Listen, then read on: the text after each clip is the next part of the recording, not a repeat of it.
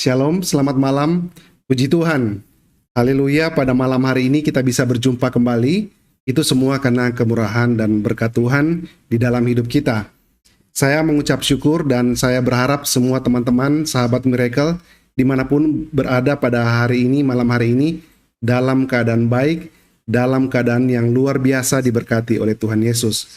Pada malam hari ini, kita kedatangan tamu yang luar biasa, yang akan bersaksi buat kita semua, dan kita akan benar-benar dikuatkan, diberkati, dan puji Tuhan, kita doakan agar supaya kesaksian ini bisa menjangkau jiwa-jiwa yang baru. Oleh sebab itu, sahabat-sahabat Miracle, seperti biasanya saya selalu mengajak untuk silakan berbagi di grup-grup rohani, di beranda-beranda sahabat Miracle, untuk menjadi bagian, menjalankan misi sorgawi. Karena kita yakin dan percaya, di setiap kesaksian, di situ ada kuasa Tuhan yang luar biasa. Baik, sudah hadir dengan kita pada hari ini, malam hari ini, Ibu Baby Mercy. Nah, sebelum saya menyapa beliau, sedikit saya kasih introduksi bahwa kesaksian malam ini sungguh dahsyat ya, apalagi buat anak-anak muda. Di sini nanti akan ada juga selain kesaksian yang akan memberkati kita, juga tentunya akan ada edukasi, ya, ada edukasi, ada pelajaran yang sangat berharga. Nah, khususnya bagi anak muda, seperti yang tertera di judul ya, pada malam hari ini teman-teman juga sudah tahu bahwa dahulu Ibu Baby Mercy adalah seorang pengikut Yesus, tetapi sempat menjadi mualaf. Nah, kita akan mendengar mengapa hal itu terjadi. Oleh sebab itu, ini penting untuk kita juga mendengar bersama-sama. Tetapi puji Tuhan, akhirnya bisa kembali. Wow, luar biasa ya kisah ini. Tentu kita sangat bersuka cita dan mengucap syukur akhirnya bisa kembali kepada Tuhan Yesus. Baik, kita menyapa sahabat kita pada malam hari ini, tamu spesial Ibu Baby Mercy. Shalom Ibu, apa kabar? Selamat malam, sahabat Miracle TV. Puji Tuhan baik ya Pak Frankie. Luar biasa Bu ya, meskipun hari ini full aktivitas Bu ya, tapi tetap segar. Iya, full activity Pak. Luar biasa ya, Tuhan senantiasa memberkati Ibu dan memberikan perlindungan luar biasa. Baik, Amin, seperti biasanya Ibu ya, sebelum kita buka kesaksian pada malam hari ini, izinkan saya untuk membukanya dalam doa. Dan saya mengajak semuanya kita berdoa bersama-sama agar supaya kesaksian pada malam hari ini bisa berjalan dengan baik dan lancar. Mari kita berdoa. Bapa di sorga, terima kasih. Pada malam hari ini yang luar biasa, kami sangat bersuka cita karena kami bisa berkumpul kembali berjumpa di virtual room Miracle TV Sharing Your Testimony. Ini semua karena kebaikan Tuhan. Pada malam hari ini ya Tuhan, kami akan mendengar kesaksian yang luar biasa. Oleh sebab itu ya Tuhan, urapi kami dengan Roh Kudus. Terutama Ibu Baby Mercy yang akan bersaksi buat kita semua. Biarlah beliau dapat berkata-kata bersaksi sesuai dengan kehendak Bapa di sorga. Kami juga berdoa untuk segala perangkat devices yang kami gunakan, baik di tempat kami maupun di tempat narasumber, agar semuanya dapat berjalan dengan baik dan lancar. Sehingga program kesaksian pada malam hari ini benar-benar memuliakan nama Tuhan Yesus. Kami buka program kami pada malam hari ini di dalam nama Tuhan Yesus Kristus, Juru Selamat kami yang hidup. Haleluya. Amin. Baik. Satu ayat Alkitab untuk menjadi pembuka bagi kita semua. Yohanes 14 ayat 27. Damai sejahtera kutinggalkan bagimu, damai sejahteraku kuberikan kepadamu, dan apa yang kuberikan tidak seperti yang diberikan oleh dunia kepadamu. Janganlah gelisah dan gentar hatimu. Luar biasa ya firman Tuhan pada malam hari ini.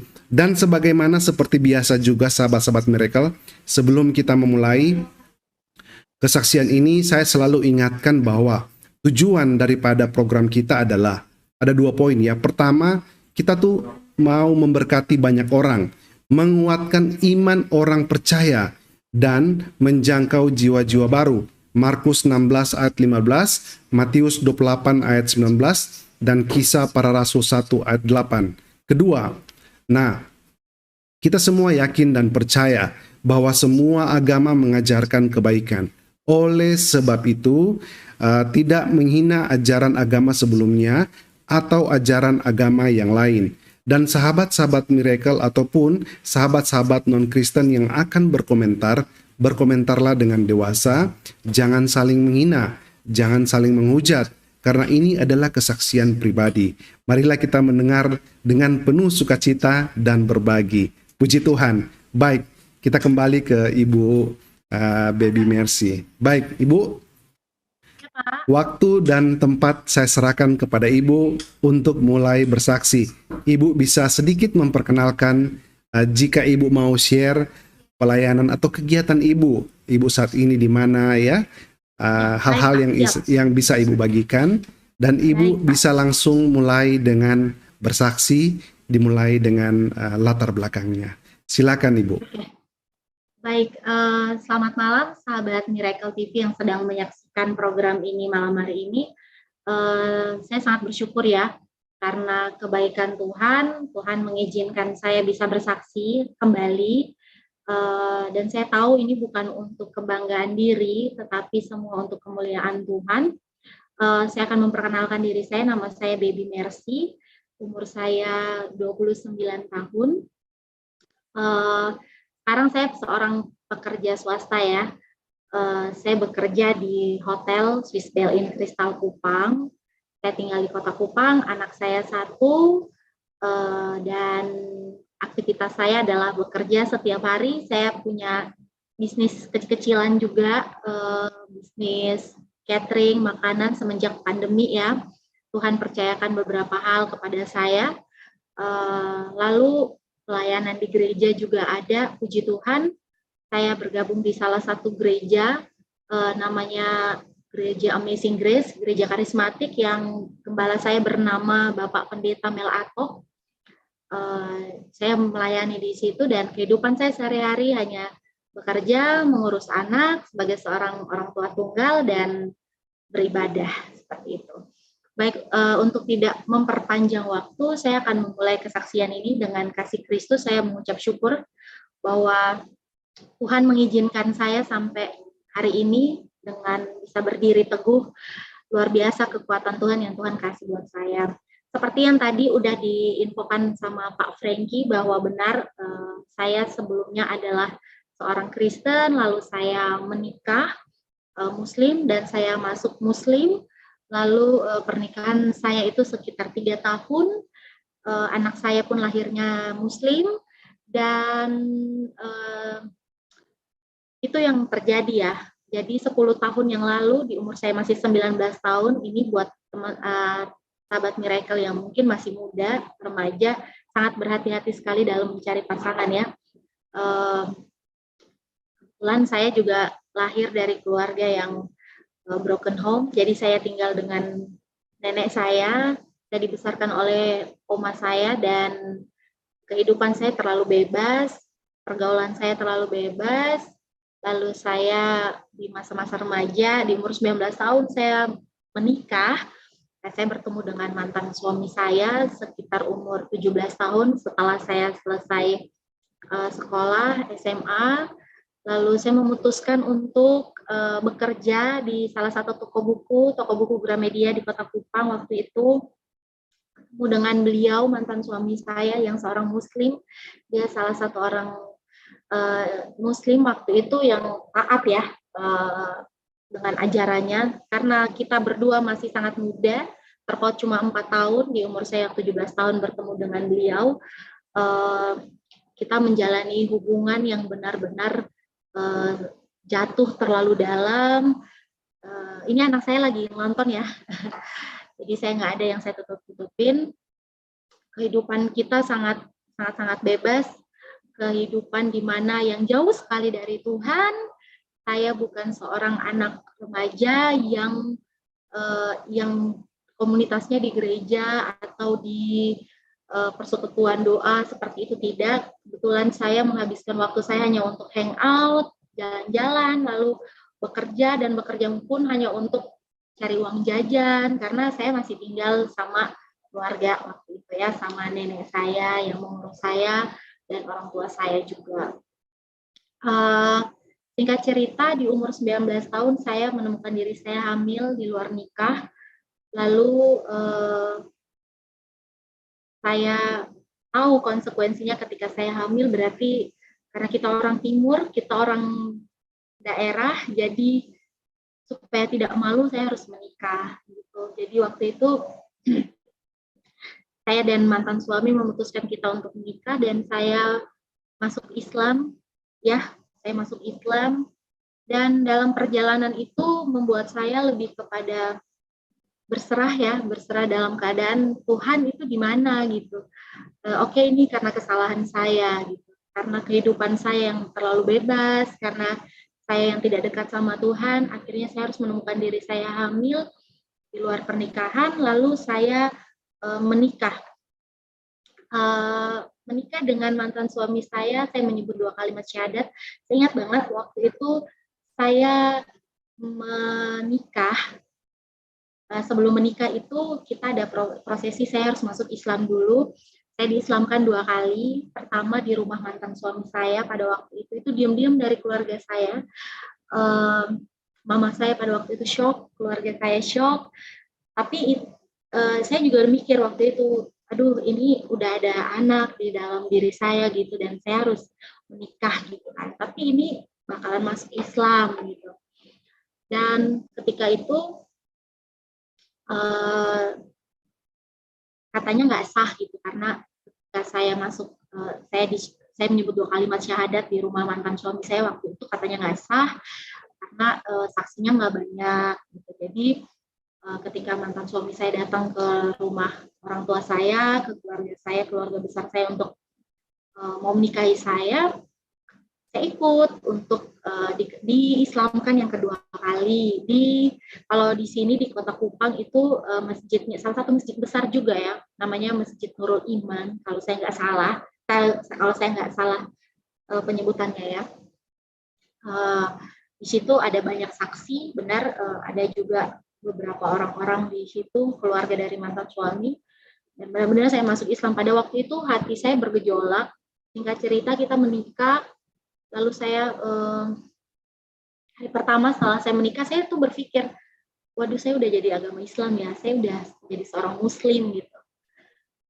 Ada satu doa yang ini kalau saya bawa lagi kembali ke kehidupan saya yang kemarin, saya tuh nggak pernah lupa. Doa saya itu, saya bilang sama Tuhan, Tuhan, saya tidak tahu Engkau Tuhan yang mana, tapi kalau seandainya sekarang Engkau benar-benar Tuhan yang diyakini oleh orang Islam, maka kehidupan rumah tangga saya itu akan baik-baik aja, hati saya akan damai sejahtera dan nggak seperti di neraka lah kayak gitu. Karena kita waktu itu pernikahan masih muda banget, saya juga sedang mengandung anak saya, jadi saya berusaha menjalani kehidupan saya dengan normal gitu, sebagai seorang istri, sebagai seorang ibu. Lalu saya melahirkan beberapa bulan kemudian, saya masih ingat saya menikah di tahun 2012, lalu saya melahirkan anak saya di bulan Juni tanggal 29, itu dia diberi nama Muhammad Prince Sheikh Rabi Sakah, itu nama Islamnya, diberi nama oleh papanya. Waktu itu saya sempat marah gitu karena nama ini tidak sesuai dengan kemauan saya pada waktu itu. Tetapi setiap hari dalam rumah tangga itu kita selalu bertengkar gitu. Kita selalu tidak ada kedamaian gitu, entah karena dari saya kak atau karena kita berduanya pada waktu itu masih sama-sama muda gitu. Tetapi dan anak saya itu yang jadi korban, kadang dia jatuh sakit karena mungkin terlalu sering saya dan mantan suami saya bertengkar dan lain sebagainya. Sampai satu waktu saya tuh berpikir, kenapa rumah tangga saya ini kok penuh dengan pertengkaran gitu. Bahkan kita bertengkarnya itu bukan bertengkar yang ringan ya, kita sampai karena mungkin masih muda, jadi kita yang KDRT-nya ada, yang yang parah-parah gitulah gitu, sampai orang tua harus datang ke rumah kami dan lain sebagainya untuk untuk mendamaikan kami.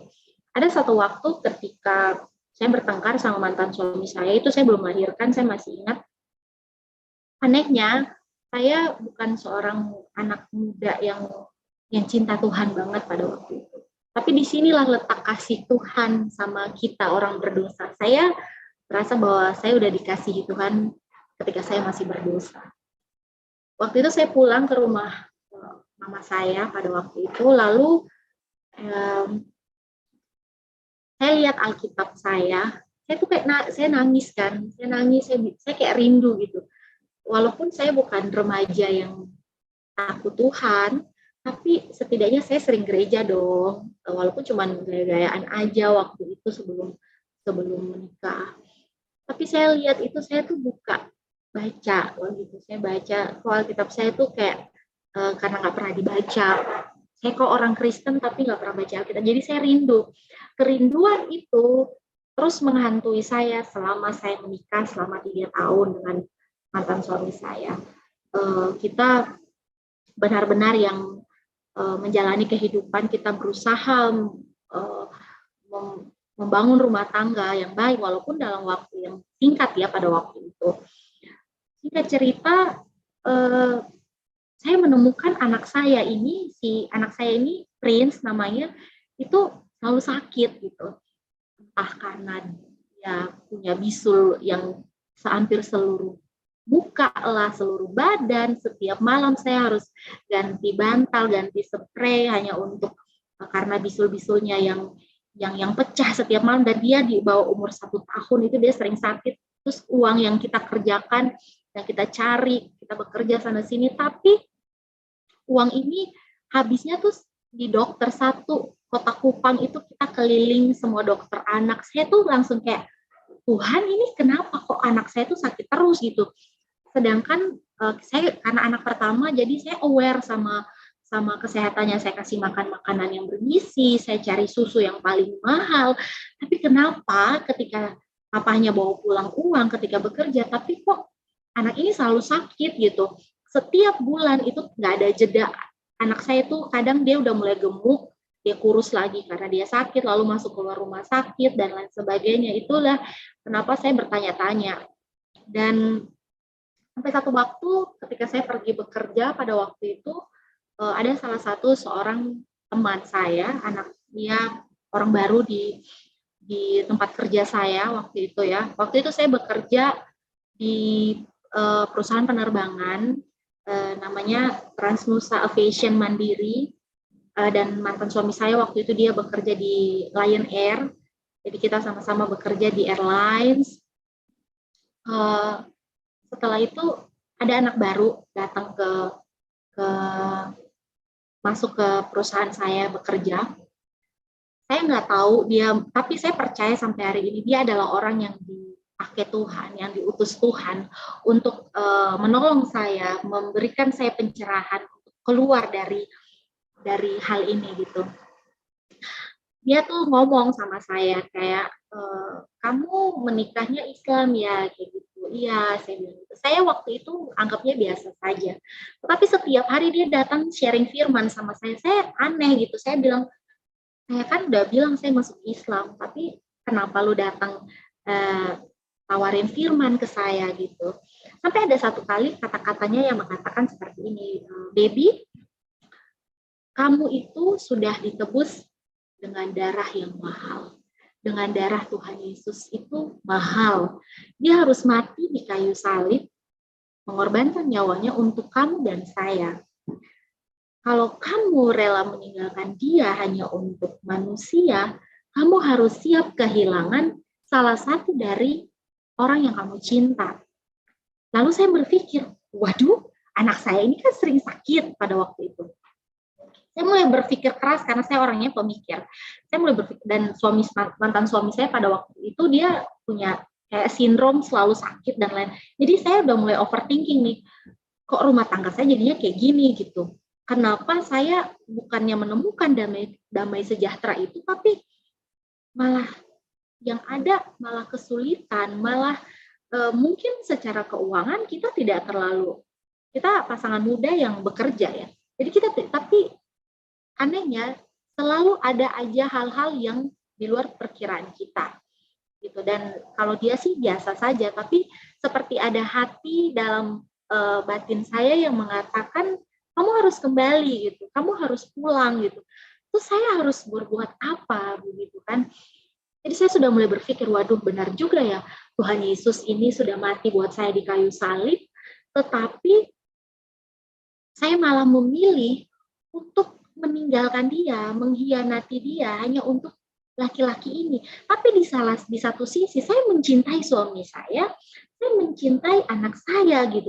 Saya sudah tahu dengan benar bahwa kalau seandainya saya meninggalkan, saya mengatakan kalau saya kembali, saya pasti akan diceraikan. Saya berpikirnya seperti itu. Tetapi saya masih takut. Saya takut banyak hal yang akan terjadi. Saya tidak berani dan saya memilih untuk diam. Tetapi dalam diam saya malah perasaan tidak tenang, perasaan yang tidak ada damai sejahteranya itu semakin menjadi-jadi. Setiap pagi kalau saya bangun, lalu saya kayak misalnya bersih-bersih rumah atau cuci piring, jadi kayak di samping rumah mantan suami saya itu ada sebuah gereja karismatik kecil. Jadi setiap hari Minggu kalau saya mulai nyuci-nyuci piring di dapur ya, dapur kita itu waktu itu saya ingat banget kaca jendela langsung sedikit aja lah, hanya berapa meter aja langsung gereja gitu. Karena masih satu kawasan ya. Nyanyian-nyanyian itu, pujian-pujian yang dilantunkan dari gereja itu tuh bikin hati saya tuh kayak saya pengen di sana gitu, saya pengen pulang gitu, hati saya kayak ada yang ngorek-ngorek gitu, sehingga saya masih tanya lagi sama Tuhan dalam sholat, Tuhan ini Engkau bagaimana gitu, kalau saya mati itu kemana gitu. Saya menjalankan kewajiban saya sebagai seorang muslim, saya ikut suami saya sholat, tapi saya membohongi dia dari dalam hati saya gitu. Saya nggak mau ngajarin anak saya ajaran Islam pada waktu itu. Saya rasa saya nggak bisa meyakini ini gitu. Saya berusaha belajar, saya berusaha menghafal semua ayat-ayat bacaan-bacaan sholat itu sendiri gitu, diajarin sama mantan suami saya, tapi karena saya bisa belajar otodidak, saya belajar sendiri, lalu saya mencari tahu, lalu saya diam-diam saya compare dengan ayat-ayat Alkitab. Saya mulai dari situ, saya mulai mencari Tuhan. Saya mencari Tuhan dalam kesesatan saya. Ketika saya mencari Tuhan, Tuhan sedang ada, Tuhan sudah ada, tetapi saya belum punya keberanian untuk bilang, Tuhan saya mau kembali gitu, Tuhan Yesus saya mau pulang gitu. Karena saya juga sadar waktu itu bahwa saya cuma remaja yang berdosa, saya jarang gereja, saya gereja pun motivasinya palingan gaya-gayaan aja sama teman-teman saya karena kita masih remaja dan lain sebagainya. Tapi kayak Tuhan tuh manggil saya balik, kayak Tuhan mau bilang, ayo kamu di sini gitu. Di situ saya teringat-ingat terus sampai satu kali di hampir tahun ketiga kita menikah, saya bangun dari tidur saya karena saya mendapatkan sebuah mimpi. Dan menurut saya bukan orang yang terlalu percaya dengan penglihatan dan lain-lain. Saya lebih percaya doktrinal dari Alkitab ya. Tetapi ini yang terjadi dan saya mau share bahwa saya percaya ini adalah dari Tuhan, mimpi gitu. Ketika saya tidur, saya bangun, saya mimpi saya mati. Saya bangun, roh saya tuh keluar dari tubuh saya, lalu saya tuh ngelihat tubuh saya tuh dipocongin, tapi kepala saya tuh enggak. Jadi tubuh saya tuh dikafanin ya, dikafanin, tapi tubuh saya itu ada di dalam peti gitu. Kita bisa tahu kan kalau orang Kristen itu meninggalnya ya kita masukin dalam peti gitu dan lain sebagainya. Lalu orang Muslim mungkin dipakai kafan dan lain sebagainya. Saya tuh bermimpi dan saya kayak ngerasa apa ini arti mimpinya Tuhan, apa gitu, apa yang Tuhan mau kasih tahu ke saya. Saya juga nggak nanya sama siapapun, saya nggak cari orang yang bisa berdoa atau hamba Tuhan, enggak, saya nggak ngerti sampai situ karena totally saya cuman anak Kristen yang lahir Kristen aja, yang lahir dari keluarga Kristen aja, belum ngerti. Tapi disitulah saya melihat kasih Tuhan bahwa Tuhan Tuhan sendiri yang nyari saya, Tuhan sendiri yang milih saya, walaupun saya berdosa gitu. Di situ saya sangat mengerti bahwa ini kayaknya salah satu cara Tuhan, mulai dari ada orang yang dia kirim ke perusahaan saya, lalu menginjili saya setiap hari, dan itu sangat powerful ya. Kita memberitakan Injil kepada orang lain itu sangat powerful, dan itu yang saya alami. Saya menerima itu, dan itu pekerjaan Tuhan. Sampai pada akhirnya saya bangun, saya melihat anak sama suami saya itu lagi tidur. Lalu saya tuh berdoa sama Tuhan Yesus. Saya bilang, Tuhan Yesus, ini saya harus apa gitu? Saya harus gimana? Kenapa mimpinya tuh mengerikan sekali? Apakah mungkin ini jawaban dari pertanyaan saya? Karena saya selalu bertanya-tanya, Tuhan, kalau saya mati itu kemana ya? Saya selalu bertanya-tanya. Jadi tidak ada damai sejahtera selama saya menjalani kehidupan saya sebagai seorang Muslim. Saya selalu bertanya, Tuhan, kalau Tuhan Yesus datang, saya gimana? Tapi dalam Islam gak mempercayai itu. Mereka hanya mempercayai nanti akan ada kebangkitan atau kayak gimana gitu. Saya juga lupa dan saya nggak ngerti gitu. Saya tiap maghrib saya sholat sama mantan suami saya, terus subuh kita bangun kita sholat. Tapi saya selalu berdoa sama Tuhan Yesus dalam sholat saya. Saya berdoa, saya bilang, Tuhan Yesus tolong saya, Tuhan Yesus tolong suami saya harus gimana, tolong pernikahan saya gimana, saya nggak mau bercerai gitu. Dan hidup di dalam kebimbangan itu firman Tuhan bilang tuh kan, orang yang mendua hati hidupnya tidak tenang, dan itu yang saya alami. 3 tahun saya menjadi seorang Muslim, saya berusaha mempelajarinya, saya berusaha mencari tahu, tetapi ternyata keimanan itu bukan tentang ilmu. Keimanan itu tentang hubungan kita sama Tuhan, dan itu ada dalam hati kita. Kita mau sepintar apapun tentang agama, tentang ajaran agama, tapi kalau hati kita sendiri tidak connect sama yang punya hati, menurut saya sama aja gitu, sama aja bohong. Karena kita hidup mau punya uang sebanyak apapun, kalau nggak ada damai sejahtera, nggak akan tenang gitu.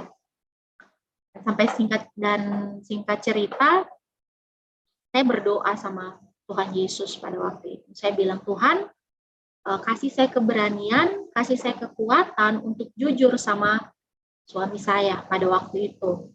Lalu saya masih ingat sekali perasaan itu ya. Saya kebetulan sudah lama tidak bersaksi lagi tentang masa lalu saya, jadi saya seperti kembali lagi ke masa itu. Hal yang paling sulit saya lakukan dalam hidup saya adalah ketika saya harus jujur sama mantan suami saya bahwa saya tidak bisa meyakini apa yang kamu yakini. Saya mau kembali menjadi seorang Kristen, benar-benar kembali. Saya butuh waktu hampir 1 atau 2 bulan kalau saya untuk mempersiapkan diri saya, hati saya, keberanian, mengumpulkan keberanian untuk ngomong jujur sama mantan suami saya pada waktu itu. Selama itu saya terus mencari-cari jawaban, saya sholat, saya tanya, bilang, Tuhan ini bagaimana ini? Saya seperti orang gila gitu. Tetapi saya terus mengerjakan tugas dan tanggung jawab saya sebagai seorang istri dan seorang ibu. Lalu sampai pada akhirnya saya kembali, di satu waktu teman saya yang di tempat kerja ini, saya cerita tentang perasaan saya, dan saya bilang saya mau kembali, tapi saya takut saya diceraikan, saya takut anak saya diambil, saya takut, ketakutan itu yang menghantui saya, mengendalikan saya sehingga saya tidak berani ngomong sama suami saya pada waktu itu. Tapi ada satu kata-kata yang dia bilang sama saya, baby, untuk mengikut Tuhan, kita harus punya langkah. Mungkin kamu sekarang sedang ada di dalam satu ruangan terkunci dan kamu tidak berani, kalau kamu maju juga ya sama saja. Jadi kamu memilih untuk tetap. Tapi dalam ruangan itu, ibaratnya kamu dalam ruangan itu ada pintunya, dan untuk keluar kamu harus berani untuk dobrak itu, baru kamu bisa melihat Tuhan itu seperti apa.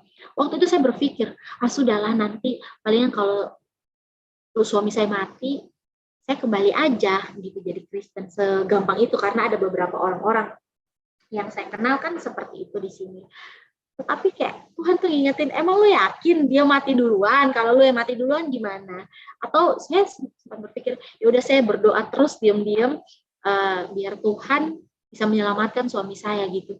Tapi kayak Roh Kudus tuh ingetin lagi, bagaimana Tuhan bisa menyelamatkan suami kamu kalau kamu sendiri itu masih ada di dalam circle itu gitu. Dan pada akhirnya saya benar-benar berdoa, saya benar-benar minta kekuatan dari Roh Kudus untuk berani jujur sama mantan suami saya.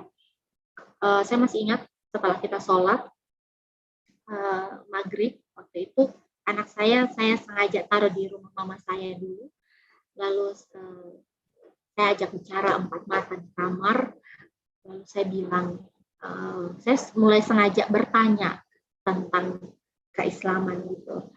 Dia juga bukan yang terlalu pinter tentang agama ya. Jadi saya bertanya, apakah kita ini yakin masuk surga? Insya Allah, jawab, insya Allah yakin. Terus saya bilang, insya Allah itu bukannya artinya mudah-mudahan ya, saya bilang seperti itu. Kenapa kamu bertanya? Saya langsung merasa bahwa satu firman Tuhan yang datang sama saya, karena saya juga bayangin aja, saya itu tidak pernah, jarang ya baca Alkitab, tapi firman Tuhan yang datang sama saya itu bilang begini, Yohanes 14 ayat 6, kalau saya nggak salah, minta maaf ya, tidak ada seorang pun yang bisa datang kepada Bapa kalau tidak melalui aku. Akulah jalan dan kebenaran dan hidup. Saya bilang sama mantan suami saya, dalam Alkitab, ya benar ini. Kalau saya tidak salah, puji Tuhan, terima kasih Tuhan, saya tidak malu kan. Ini adalah ayat yang Tuhan taruh di pikiran saya, di hati saya, untuk saya berani bilang sama suami saya pada waktu itu. Saya bilang, saya panggil dia Kak waktu itu, Kak, dalam Alkitab itu Nabi Isa itu bilang bahwa dia adalah jalan, dia adalah kebenaran, dia adalah hidup. Kita tidak bisa masuk surga kalau tidak percaya kepada Nabi Isa. Dan bukankah selama ini kalau kita sholat, itu kita malah meminta mencari jalan yang lurus. Dan coba kamu baca Al-Quran, ada beberapa ayat di situ yang mengatakan bahwa Nabi Isa Al-Masih itu adalah jalan yang lurus. Dia adalah hakim yang adil yang akan datang di saat hari penghakiman. Terus disitulah mulai pertengkaran. Kenapa kamu seperti ini, kamu dan lain. Tapi ada satu kekuatan besar yang datang sama saya. Ada satu keberanian untuk melawan itu, seperti merasa bahwa ini yang benar gitu. Kamu harus dengar ini. Walaupun mungkin waktu itu caranya salah ya, tetapi saya yakin bahwa Roh Kudus yang menuntun saya, menolong saya untuk berani speak up pada waktu itu. Jadi waktu itu saya mengatakan bahwa kita tidak mungkin masuk ke dalam surga hanya karena kita memberi, kita bersedekah, kita berbuat baik. Lalu bagaimana setelah kita berbuat baik, kita jatuh lagi dalam dosa dan kita mati? Siapa yang menyelamatkan kita? Di situ tidak ada jawaban. Lalu kita mulai bertengkar. Dia pergi, saya tetap tinggal, dan seperti biasa saya pikir itu pertengkaran ya sudahlah, biasa. Tetapi ternyata besok pagi sebelum dia ke kantor, dia ambil semua barang ya, semua uang, semua ATM, terus katanya kamu tidak boleh pegang uang lagi sebelum kamu benar-benar bertobat, sebelum kamu menjauhkan pikiran-pikiran yang itu dari. Tetapi dari situ saya diam gitu. Dia pergi, saya masuk ke kamar, saya kunci pintu, saya berlutut, saya nangis sama Tuhan Yesus. Saya menangis, saya bilang, Tuhan, saya kembali gitu. Entah kenapa pada waktu itu Saya berdoa, saya berlutut di pinggir tempat tidur. Saya takut kakak ipar saya dengar ya waktu itu. Jadi waktu itu kita tinggal bareng sama saudari dari mantan suami saya. Saya bilang, Tuhan Yesus, beta kembali. Saya ngomong pakai bahasa Kupang ya waktu itu. Beta kembali dan beta tidak akan kembali lagi ke rumah ini. Izinin saya bawa anak saya kebesarin dia dengan cara Kristen. Jadi saya pergi, saya cuma pakai pakaian seragam Transnusa pada waktu itu. Saya pakai ojek. Saya bilang sama saya waktu itu kita belum ada WhatsApp ya kalau saya tidak salah ingat. Jadi saya bilang saya SMS mantan suami saya bilang, saya tidak SMS dia, saya ingat. Jadi saya bekerja seperti biasa. Ternyata dia jemput. Saya tidak ada keinginan untuk kembali. Saya cuma bilang kalau mau saya kembali, izinin saya jadi Kristen, saya bilang begitu. Izinin saya untuk menyembah Tuhan yang saya percaya. Saya bilang seperti itu. Tapi rumah tangga saya runtuh, rumah tangga saya nggak kuat ya. Jadi mantan suami saya jemput saya sama anak saya bilang saya mau kembali, tapi saya kembali sebagai seorang Kristen, tidak seorang Muslim. Bagaimana? Ketika negosiasi itu tidak berjalan dengan baik, dia pergi dan dia mengatakan sama keluarganya, dan keluarganya menyuruhnya untuk menceraikan saya. Waktu itu hal yang paling sakit adalah ketika saya harus merelakan rumah tangga saya. Itu sangat susah ya bagi saya, karena kita rumah tangga masih baru, kita juga saling mencintai pada waktu itu. Anak saya masih kecil sekali, masih umur 3 tahun, tetapi saya punya komitmen sama Tuhan. Saya bilang, Tuhan, saya kembali. Saya bilang, Tuhan Yesus, apapun yang terjadi di depan saya jalan sama Tuhan. Ya udah, saya tidak lihat gitu ya, karena saya nggak tahu nih apa yang terjadi ke depan ketika saya memilih ikut Tuhan. Saya bilang begitu. Ternyata banyak hal buruk yang Tuhan izinkan. Disitulah hati saya mulai diproses. Saya mulai diperhadapkan dengan kehilangan keluarga, kehilangan suami. Ternyata dia benar-benar pergi ke pengadilan agama ya pada waktu itu. Saya waktu terima gugatan cerai dari pengadilan agama, saya agak merinding. Kalau saya cerita sekarang nih, jujur aja saya agak merinding, karena itu hal tersakit dalam kehidupan saya yang kalau saya belum saya kesini tadi, mungkin saya sharing sedikit, saya bilang, Tuhan, ini saya harus kembali lagi ke masa itu. Tetapi untuk kemuliaan Tuhan, it's okay gitu. Jadi waktu itu saya berjalan sama Tuhan dan saya bilang, Tuhan, ini siapa yang mau cerai gitu waktu itu. Saya maunya kembali sama Tuhan, tetapi saya tidak mau bercerai. Saya mau suami saya ikut Tuhan Yesus, atau minimal deh izinin saya untuk tinggal sama suami saya dan anak saya, tapi saya Kristen gitu. Bisa tidak? Itulah firman Tuhan yang bilang bahwa kita nggak boleh hidup dengan pengertian kita sendiri. Kita harus hidup dengan firman Tuhan. Waktu itu saya belum tahu bahwa kita nggak bisa hidup terang dan satu nggak bisa berjalan bersama, nggak bisa. Jadi waktu itu saya punya uang 100.000 aja, karena ATM semua sudah diambil. Selama ini saya nggak pernah punya Alkitab sama saya hidup sebagai orang Kristen ya, setelah saya masuk Islam. Waktu itu uang 100.000 itu saya pakai, saya bilang, Tuhan, saya mau beli Alkitab. Saya ke toko buku Gramedia, saya beli 1 Alkitab, dan Alkitab itu yang saya pakai sampai hari ini. Pakai saya baca. Itu saya mulai membaca. Dalam kesakitan saya sebagai seorang istri dan seorang ibu, saya mulai baca dari Kejadian, Keluaran, sampai Wahyu, mulai mengenal Tuhan. Tetapi step by step-nya, ya ampun, itu benar-benar saya merasakan kesakitan yang saya nggak tahu hati saya benar-benar sakit pada waktu itu. Tetapi ada satu hal yang Tuhan tanam di hati saya, ini adalah harga yang harus kamu bayar. Ketika saya baca gugatan itu, saya berlutut di hadapan Tuhan, saya bawa, saya pegang. Waktu itu saya langsung bangun HPDT sama Tuhan, hubungan pribadi dengan Tuhan. Tiap 4 jam saya berdoa. Kehidupan saya cuma berdoa aja waktu itu. Saya seperti takut sesuatu, tetapi damai sejahtera itu mulai ada gitu. Walaupun hati saya sakit sekali, saya ngelihat anak saya gitu, saya harus kembali ke rumah orang tua saya kayak begitu.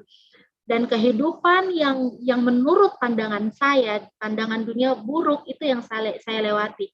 Perceraian, saya harus menghadapi, saya kalau sampai sekarang lewat dari pengadilan agama itu saya agak sedikit, bukan trauma ya, tapi seperti ngorek-ngorek hati saya karena benar-benar sakit.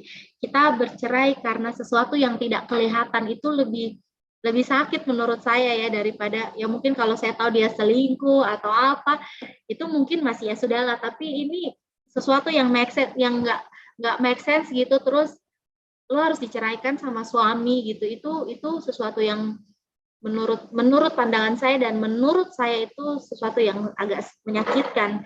Jadi waktu itu saya bilang ini apa gitu, terus salah satu poin dalam gugatan itu bahwa anak itu harus jadi bagiannya dia gitu, karena ibunya murtad.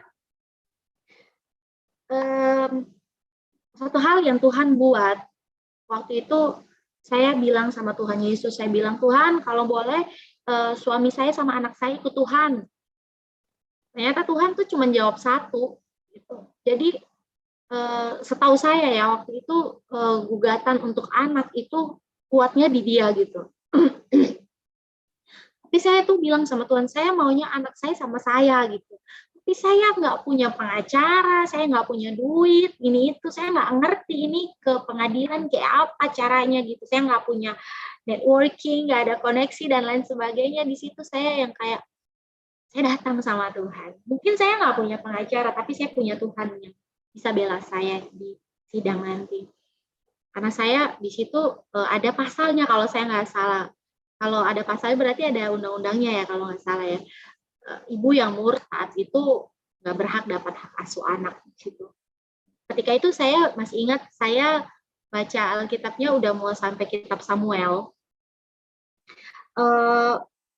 Roh Kudus seperti ingetin saya, coba kamu baca kitab Samuel, baby, seperti itu. Saya baca. Waktu saya baca kisah tentang Hana, itu ada sesuatu yang menggerakkan saya gitu. Jadi Hana itu karena dia nggak bisa punya anak, dia datang ke Imam Eli dan dia berdoa seperti orang gila, tapi dia punya nazar sama Tuhan. Dia bilang bahwa ini kalau saya punya anak gitu, saya nggak disiksa lagi sama mungkin suaminya, sama madunya gitu. Saya akan ngasih anak saya untuk Tuhan. Pada waktu itu anak saya mau 3 tahun, saya agak takut bawa dia ke gereja, saya agak takut bawa dia untuk acara-acara. Saya udah mulai ke gereja-gereja waktu itu ya. Tapi saya takut bawa anak saya gitu. Jadi saya sembunyi anak saya takut diambil sama mantan suami saya. Jadi saya sembunyi dia gitu. Terus saya berdoa, bilang sama Tuhan, saya tuh nggak ngerti gitu. Saya bilang, tapi saya mau bernazar seperti Hana bernazar, saya bilang begitu. Kalau Tuhan izinin anak ini jatuh ke tangan saya, izinin ketika di persidangan nanti, saya janji sama Tuhan, saya janji anak ini harus tumbuh di bawah hadirat Tuhan. Anak ini akan saya arahkan untuk benar-benar hidupnya untuk dikasih sama Tuhan. Tuhan aturlah, saya nggak ada hak. Saya sampai bilang sama Tuhan, Tuhan, anakku, saya nggak punya hak atas dia. Saya cuman seorang perempuan yang Tuhan pakai rahim saya untuk ngeluarin anak saya dan hidupnya itu untuk Tuhan gitu. Saya bilang, saya janji saya nggak akan takut lah gitu. Saya berdoa terus, lalu sampai datanglah persidangan dan saya, ternyata belum ada apa-apanya.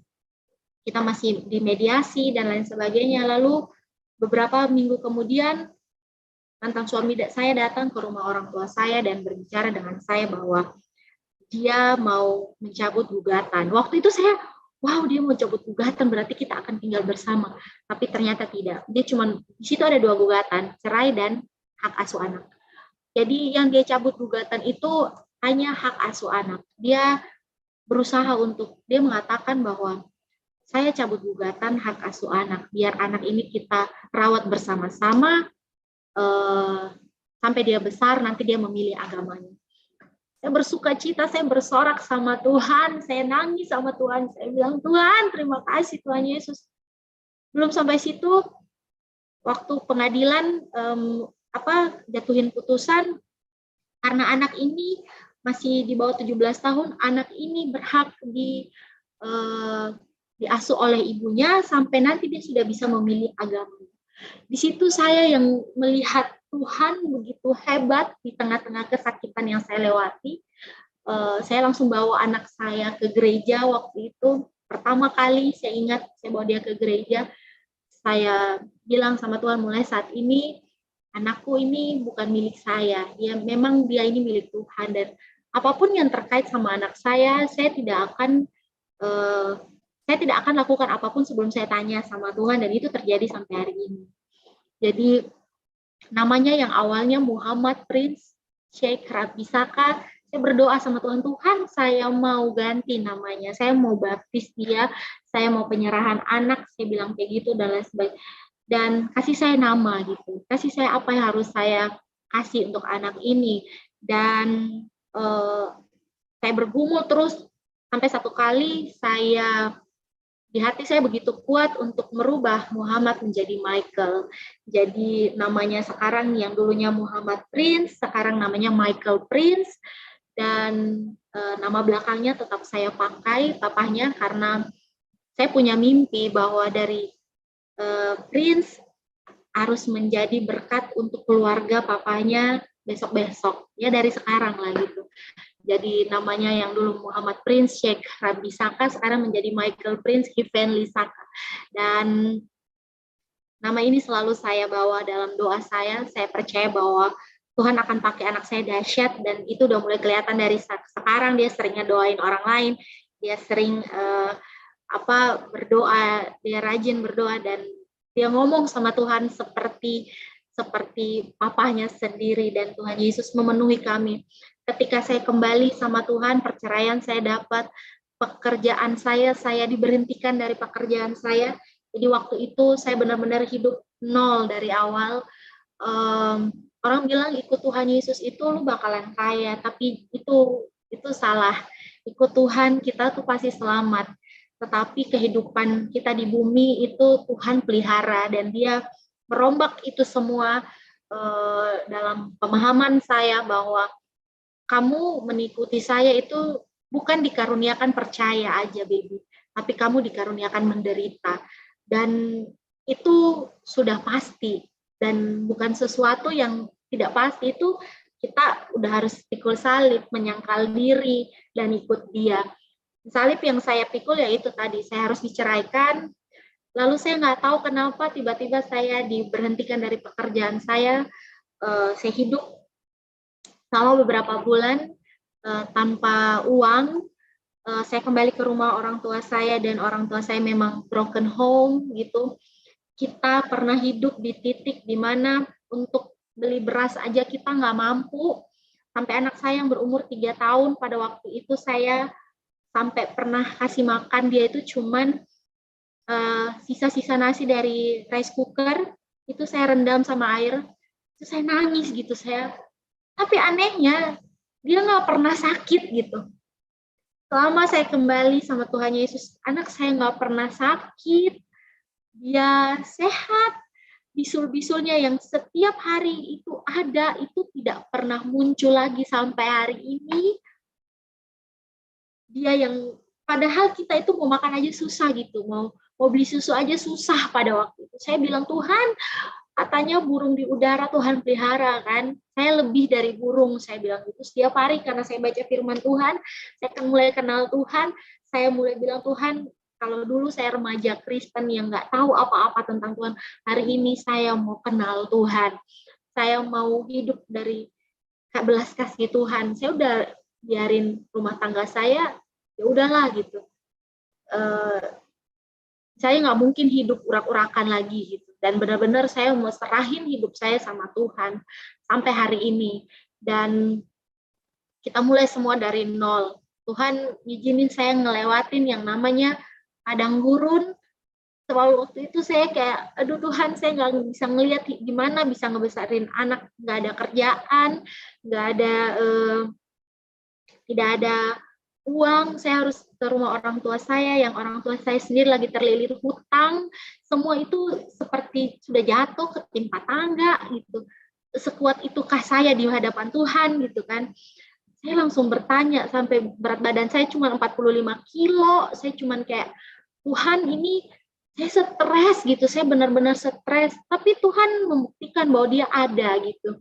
Dia membuktikan bahwa kamu milih, bukan kamu yang pilih saya yang pilih kamu. Jadi ketika kamu hidup dalam dalam konteks buruk menurut dunia, menurut pikiran kamu, Tuhan bilang tidak, ini proses gitu. Dan puji Tuhan, proses Tuhan itu tidak pernah lama selama kita setia. 3 bulan saya nganggur, saya nggak duduk diam dong. Saya baca Alkitab, tapi saya tahu bahwa kerjaan akan datang ketika saya berusaha gitu.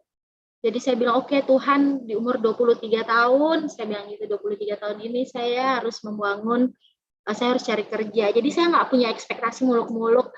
Saya tahu bahwa lowongan kerja di Kota Kupang masih sedikit, karena ini daerah berkembang ya, kita bukan kota besar yang punya supply untuk pekerjaan itu yang banyak. Jadi saya cuma punya ijazah SMA, saya cuma punya pengalaman cuma kerja dari toko buku ke airlines.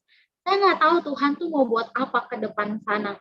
Saya hidup juga kadang di rumah mama saya, kadang rumah nenek saya yang kamarnya cuma 3x4 kalau saya nggak salah hitung. Pokoknya saya bawa anak saya ke sana kemari, yang penting anak saya selalu ada sama saya biar dia bisa dengar perkataan firman yang saya selalu sampaikan ke dia gitu. Jadi nggak besar dari didikan orang lain gitu kan. Lalu sampai satu kali saya masukin lamaran ke semua tempat, ada satu tempat yang panggil saya. Waktu itu di Kota Kupang ini hotel bintang 4 itu cuma satu, Hotel Aston. Jadi hanya hotel itu yang manggil saya untuk bekerja. Lalu saya bertanya sama Tuhan, saya bilang, Tuhan, jadi Tuhan ini jadinya tuh semenjak saya kembali sama Tuhan Yesus itu sampai hari ini itu jadi teman ngobrol saya. Jadi orang kalau lihat saya kadang-kadang lagi ngomong sendiri tuh orang pikir saya orang gila gitu. Padahal saya lagi nanya sama Tuhan, saya lagi ngobrol. Saya tanya, ini ngapain saya kerja di hotel? Apakah yakin saya bekerja di hotel? Terus hotelnya paling tinggi di Kota Kupang, bangunannya paling bagus sendiri. Saya yang insecure, saya yang minder, tapi saya tetap maju gitu. Saya sudah mikir kan waktu saya berhenti pas mau pergi interview, saya bilang sama Tuhan, Tuhan ini saya pasti cuma diminta cuci piring doang di sini karena saya nggak punya skill apa-apa Tuhan. Tapi karena saya berjalan sama Tuhan, saya berjalan bukan karena pemikiran saya tetap maju gitu. Walaupun saya tahu pemikiran saya udah paling lu cuma disuruh cuci piring doang gitu karena lu kan cuma lulusan SMA, ini yang pakai pakaian di sini bagus-bagus semua gitu. Ternyata tuh tidak gitu. Waktu saya ngadep HRD, HR-nya ngomong bla bla bla dan lain sebagainya, terus besoknya saya dipanggil, saya dikasih uniform dong, terus oke, saya ikutin aja gitu karena waktu itu masih belum ngerti apa-apa. Yang penting ada aja duit buat beli susu anak saya gitu. Terus saya dibawa ke sebuah ruangannya tuh bagus banget. Terus dia bilang gini, HR-nya, Bu, mulai sekarang Ibu kerjanya di ruangan ini meja Ibu, ini komputer Ibu ya. Terus saya bilang, ini Ibu yakin saya bukan disuruh cuci piring? Enggak Bu, kita butuh Ibu untuk kerjaan ini gitu. Tapi saya kan nggak punya skill, saya orang nggak pernah kerja di hotel sebelumnya dan lain sebagainya. Nggak apa-apa Bu, nanti belajar gitu. Saya boleh pinjam toilet nggak? Saya bilang, oke, ini toiletnya di sini. Ke toilet tuh saya nangis sama Tuhan. Bukan karena saya punya pekerjaan, tapi karena Tuhan, awalnya saya pikir saya tuh cuma bakalan disuruh orang cuci piring doang, mungkin karena ya saya nggak punya skill atau apa, tapi Tuhan tuh privilege anak Tuhan itu emang berbeda ya, sahabat Miracle TV. Ketika kita menggantungkan harapan kita sama Tuhan, yang disediakan Tuhan itu yang nggak pernah kita dengar, yang nggak pernah kita pikir, yang nggak pernah timbul dalam hati, itu yang Tuhan sediain. Dan Tuhan memberkati saya dengan karir saya jujur aja semenjak itu saya benar-benar Tuhan naik turun itu saya berjalan bersama Tuhan sampai hari ini. Sampai mantan suami saya udah married lagi, sudah punya anak, tapi saya sama anak saya, walaupun anak saya agak sedikit mungkin dia sedih dan lain sebagainya, tapi kita memutuskan untuk mendoakan papanya setiap malam, walaupun nggak selama setiap hari sih, untuk supaya dia diberkati. Kita berusaha, saya ngajarin anak saya untuk melepaskan berkat, apapun yang terjadi dia tetap orang tua buat anak saya. Awal sebelum menikah, awal sebelum mantan suami saya menikah, anak saya selalu kamu mau ambil boleh, tapi ternyata anak saya diajarin agama Islam diam-diam gitu. Padahal kita punya kesepakatan bahwa kamu tidak boleh begitu. Anak ini sudah di bawah asuhan saya, jadi anak ini harus benar-benar kamu menghargainya gitu. Dan ternyata enggak, anak saya diajarin ajaran Islam. Dan sorry, saya harus bilang saya marah pada waktu itu. Saya punya tanggung jawab di hadapan Tuhan, saya punya nasar di hadapan Tuhan, dan karena anak saya masih kecil, saya harus didik benar-benar. Kadang mungkin bisa dibilang keras untuk hidup di dalam Tuhan itu seperti apa. Jadi saya nggak membiarkan dia ketemu sama papanya lagi, tetapi kita selalu mendoakan. Kita percaya bahwa doa orang percaya itu kan powerful ya. Doa orang benar itu punya kuasa yang besar, dan segala sesuatu yang terjadi dalam hidup saya yang saya sharing malam hari ini kepada sahabat Miracle TV adalah hal-hal yang tidak saya tambahi, hal-hal yang tidak saya kurangi, tetapi hal-hal di mana yang Tuhan lakukan dalam hidup saya sampai hari ini, dan rancangan Tuhan itu belum selesai. Saya percaya kalau kita semua masih hidup hingga detik ini, berarti masih ada rancangan Tuhan yang belum selesai dalam kita. Dan dengan masuk Islamnya saya pada waktu itu membukakan mata saya bahwa kasih Yesus itu besar.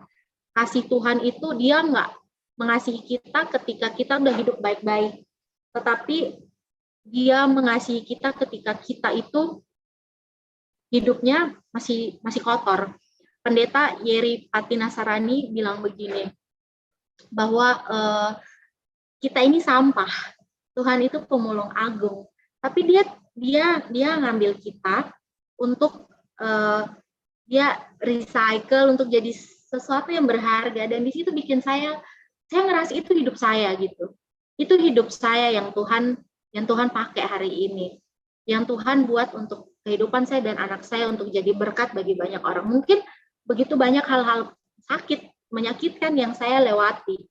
Jadi ketika saya terima apa yang Tuhan kasih, saya anggap itu bonus. Tapi yang menjadi pelajaran adalah prosesnya, yang buat kita tuh melihat bahwa sesuatu yang ada saat ini itu emang bukan kita nggak ada hak terima. Yang kita punya hak itu hanyalah kita terima keselamatan karena kita percaya itu. Dan saya hidup sampai hari ini, ketika saya keluar dari Islam, saya sangat damai sejahtera. Saya sangat bersuka cita walaupun kadang proses ada. Dan hal-hal yang bikin saya bersuka cita adalah ketika saya tahu saya udah diselamatkan. Tadi saya mau datang ke sini, saya nanya sama Tuhan. Saya bilang, Tuhan, kadang saya takut kalau saya mati, tiba-tiba Tuhan panggil anak saya, mungkin masih kecil dan lain sebagainya. Saya minta umur panjang. Tapi saya bilang sama Tuhan, Tuhan Yesus, kalau Tuhan panggil saya pun saya tahu rumah saya di sorga. Saya percaya itu, dan itu yang nggak didapat dari ajaran manapun. Semua agama itu mengajarkan kebaikan. Tapi saya percaya bahwa kekristenan itu eksklusif yang mengajarkan kebenaran dan hubungan. Jadi yang saya share malam hari ini adalah kalau kita hidup di luar Tuhan, entah kita agama apapun, damai sejahtera itu ya emang nggak mungkin ada kita rasain, karena kita hidup nggak kenal siapa Tuhan kita. Kalau kita kenal siapa Tuhan kita bisa tahu. Kita bisa ngerasain damai sejahtera yang melampaui akal itu kayak apa, karena kita kenal dia, kita kenal siapa yang kita sembah. Jangan sampai kita nggak kenal sama siapa yang kita sembah. Seperti saya dulu, saya nggak kenal siapa yang saya sembah, walaupun saya orang Kristen, lalu saya masuk Islam, lalu saya berusaha mengenal itu, tetapi tidak, saya nggak mengenal. Dan sekarang ketika saya kembali, saya diproses, saya harus diceraikan, saya harus kehilangan pekerjaan, saya harus mulai semua dari nol. di situ saya tahu, saya kenal siapa yang saya sembah. Saya tahu Tuhan yang saya sembah itu seperti apa. Bukan cuma sekadar tahu, tapi saya kenal. Jadi Tuhan melakukan segala sesuatu yang mungkin menurut saya atau Bapak Ibu sekarang yang lagi dengar, itu mungkin ada hal-hal yang mungkin kita nggak tahu dan mungkin kita pikir nggak mungkin. Tapi ketika kita taruh di tangan Tuhan itu mungkin, itu pasti terjadi. Dan itu yang saya lewati dan itu yang saya alami, saya rasain sampai hari ini.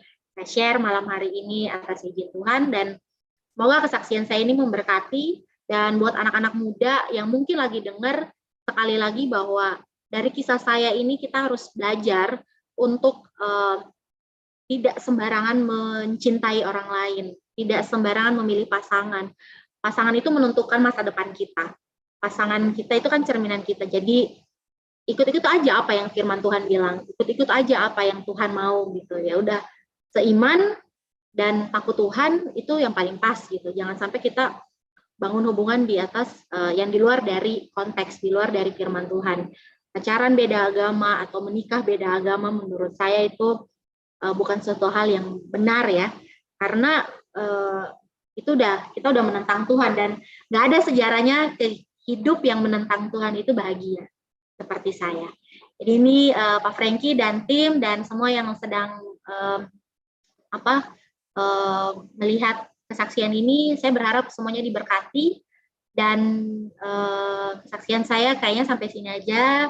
Kalau ada yang mau ditanyakan silakan ditanyakan. Saya akan menjawab sesuai dengan apa yang saya pahami, saya lewati, saya alami. Dan semoga Tuhan Yesus memberkati dan tetap menjadi satu-satunya penolong dan satu-satunya jalan bagi kehidupan kita. Terima kasih, selamat malam.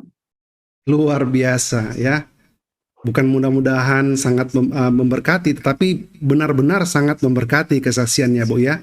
Dan saya lihat anak Ibu Michael Prince ada juga hadir ya di sini di Zoom ya. Iya, tadi dia lagi WhatsApp.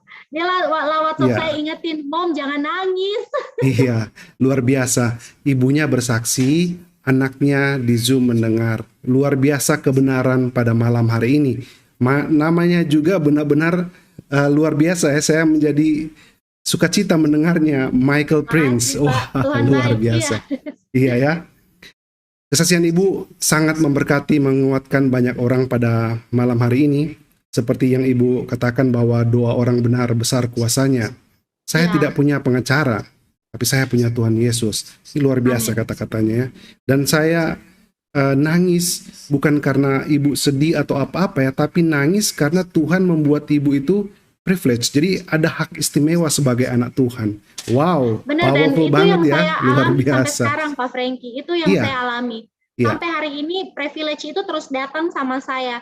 Saya tuh kalau ke salon kecantikan saya nggak jarang bayar Pak. Saya pasti ada aja orang yang ngirimin voucher misalnya kayak gitu. Dan itu saya share ke teman-teman saya kayak gitu.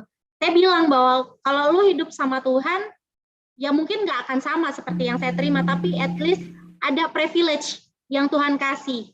Gitu. Dan berkat itu pasti datang gitu. Bukan tentang uang, tapi tentang gimana kamu dibedakan dari orang lain, kehidupan kamu dan lain sebagainya. Betul, saya setuju sekali Bu. Saya setuju sekali. Makanya kalau ada yang mengatakan bahwa Ibu tuh kembali ke Kristen mungkin karena uang, karena apalah ya. Banyak juga yang mengatakan seperti itu kepada pesaksi-pesaksi lainnya. Mungkin mereka lupa ya, di firman Tuhan itu, di Alkitab kita benar-benar mengatakan bahwa carilah dahulu kerajaan Allah dan kebenaran, baru semuanya ditambahkan. Jadi di Alkitab tidak tertulis carilah dahulu kekayaan, ya kan, baru carilah dulu kerajaan Allah. Rumusnya selalu makanya nggak mungkin kebalik. Makanya dibuat kebalik karena mungkin mereka tidak membacanya dan tidak mengetahuinya. Dan mereka ketika kenal siapa yang dia disembah kan. Betul, saya setuju sekali. Makanya Ibu menjadikan Tuhan Yesus itu seperti seorang sahabat. Karena Ibu mengenalnya, luar biasa. Dan orang yang berharap kepada kebenaran dan kerajaan Allah, pasti akan mujizat-mujizat terjadi dalam hidupnya. Berkat-berkat yang tidak diharapkan, yang bukan tidak diharapkan, yang tidak diduga. Yang tidak diduga, Luar biasa, Tuhan memberkati. Nah, ini orang-orang yang benar-benar berharap kepada Tuhan, hidupnya penuh dengan berkat dan sukacita. Amin. Ibu, satu pertanyaan sebelum saya geser ke Zoom, karena banyak yang hadir pada malam hari di Zoom. Boleh. Oke, Bu, saya mau tanya, karena Ibu kan mengalami pengalaman waktu Ibu masih muda ini. Mengapa sih, Bu, anak muda ini begitu mudah, fragile, dan cepat untuk meninggalkan Tuhan ketika mereka terpesona, ketika mereka larut mungkin dalam cinta dan mengikuti pasangannya, sehingga meninggalkan Tuhan itu seperti meninggalkan sesuatu yang seakan-akan tidak berharga di dalam hidupnya. Nanti sesudah itu baru tersadar, wah ternyata ini adalah suatu kesalahan besar. Iya. Mengapa, Bu, hal itu terjadi kepada anak muda, Bu? Pak, sebenarnya itu bukan karena anak muda aja ya, Pak Frankie. Inilah kenapa yang selalu orang itu tanamkan dalam diri bahwa cinta itu buta, ya. Waktu itu saya karena mereka nggak temukan arti cinta yang sebenarnya seperti saya. Mungkin saya nggak temukan di dalam keluarga saya, jadi saya mencari keluar karena waktu itu saya masih muda. Lalu saya mendapatkan di mantan suami saya, tapi itu bukan cinta yang sesungguhnya, karena saya hanya mau cari jati diri. Lalu saya berusaha menutup semua logika saya, sehingga saya merasa bahwa Tuhan itu bukan priority gitu. Oh ya udah, yang penting kita sama-sama aja dulu. Jadi kita lebih kepada nggak mau mengorbankan perasaan kita untuk Tuhan. Padahal kita lupa Tuhan udah ngorbanin hidupnya untuk kita gitu, supaya kita selamat gitu. Nah itu yang selalu saya ingat, kayak misalnya ada yang bertanya kayak Pak Frankie nih kan, kenapa sih dulu lu mau gitu? Ya karena saya mencintai dalam kesalahan gitu. Jadi sekarang kalau saya diizinin Tuhan, misalnya besok-besok menikah lagi nih, saya harus berpikir dulu, Tuhan itu di posisi yang mana nih?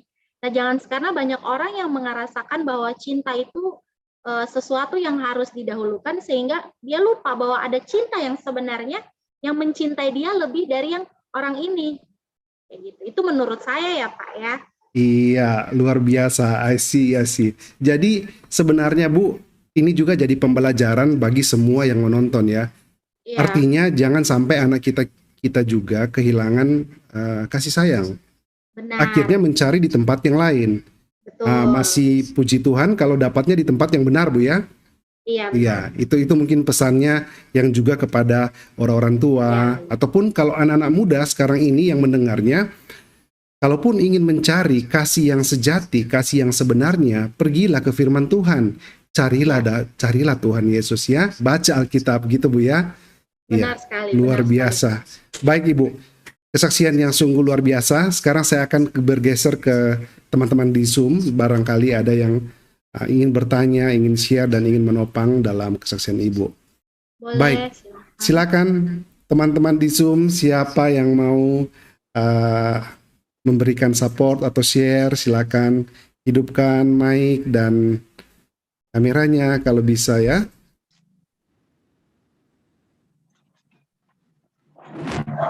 Apakah ada? Pak Gernison. Oke. Sesudah Pak Gernison, saya akan kasih kepada Pak Lalu ya. Ada Pak Slamet juga. Ada senior kita. Baik. Oke. Ya, Pak Gernison bisa? Iya. Yang senior-senior saya simpan di belakang ya. Supaya mereka yang nonton jangan cepat-cepat live. Salah sendiri kalau live ya. Luar biasa. Ini ada senior-senior yang menanti ini untuk berbagi dengan kita. Silakan Pak. Silakan Pak Gernison.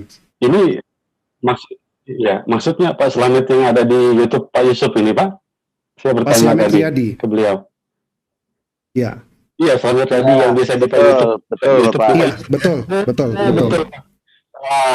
Kulun nuwun Pak Slamet, kulun nuwun. Iya. Ibu Baby Mercy, videonya freeze ya. Halo Bu, bisa dengar suara saya? Apa videonya freeze atau gimana?